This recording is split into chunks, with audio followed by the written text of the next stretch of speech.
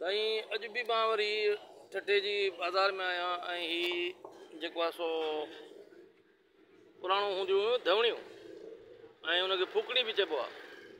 पर अॼुकल्ह worry he अलाए छा आयूं वठा पंप इन खे अलाए छा था चवनि छा था चवनि हाँ बाबा इनखे हाणे छा था चओ इनखे छा था चओ इनके पंखो चवंदा आहियूं हवा वारो। अरे हवा वारो पंखो आयूं वठा आहिनि जेको इहो सोलर ते बि हले थो त हुन ते बि सोलर ते बंदो लाइट ते बि हले थो पियो। तो वॻे त धवणियुनि में हथ सुकी वेंदा माण्हू जो हलाए हलाए। शाह साहब त लोहारनि जे लाइ तमामु घणो चयो आहे।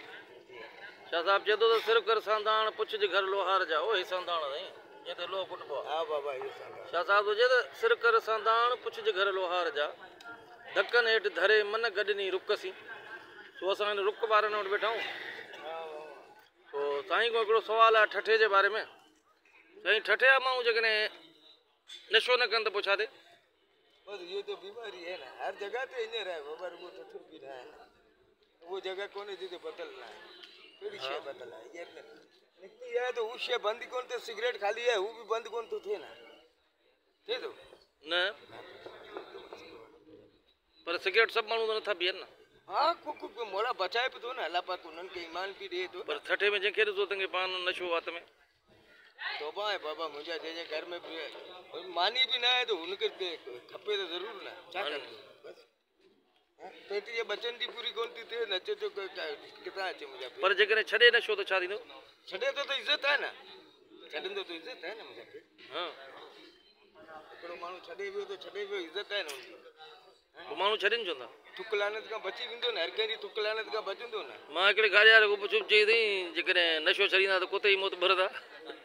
यार मौत तो उहा ई आहे न बाबा। मां चयो इज़राइल खे रोकी वेठा हो न वरी खिले पियो वॾी ॻाल्हि आहे। मां चयो यार पोइ असां बि नशो कयो इज़राइल त भॼे न रे बाबा तौबा करो। अच्छा मां चयो वरी जेके नथा नशो कनि या उहे कुते जा मौत मरनि था वॾो मसलो आहे। कोन थो मरे मरण वारो कोई कोन।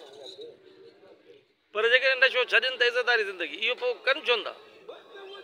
समझ जी ॻाल्हि आहे न मुंहिंजा बाबा तव्हांजी पंहिंजी समझ आहे मुंहिंजी पंहिंजी समझ आहे भाउ जी पंहिंजी समझ आहे हर कंहिंजी पंहिंजी समझ आहे। ऐं भला हे ज़रदारी जो जेको पहिरियों ज़रदारी जॾहिं पहिरियों दफ़ो आयो बेनज़ीर साहिब खां पोइ उन वक़्तु ई मज़दूरनि जी 100 रुपया मज़दूरी हिन अचण सां ई कयो 300 रुपया। हाँ न न अचण सां ई हुन 2000 9 10 में 1000 रुपया कमायूं तो पोइ बि कुझु 11 में जेको आहे हुन अचण सां ई जेको आहे सो 300 रुपया करे छॾी मज़दूरी वरी 500 वरी हाणे 1000 करे छॾी अथई त पोइ कीअं था असां चऊं ज़रदारी नुक़सानकार आहे? ज़रदारी तो कोन करे थो न मानी सभु शइ मिले थी बाक़ी हिकिड़ो बड़ो नशो ख़तमु थी वञे त इज़त आहे इंसान जी हिन में ई आहे न। सेर अटो खायूं पिया कमायूं पिया मुंहिंजा पेट इन में मसइलो आहे ॿियो कुझु कोन्हे। बाबा भले महिरबानी मिठा।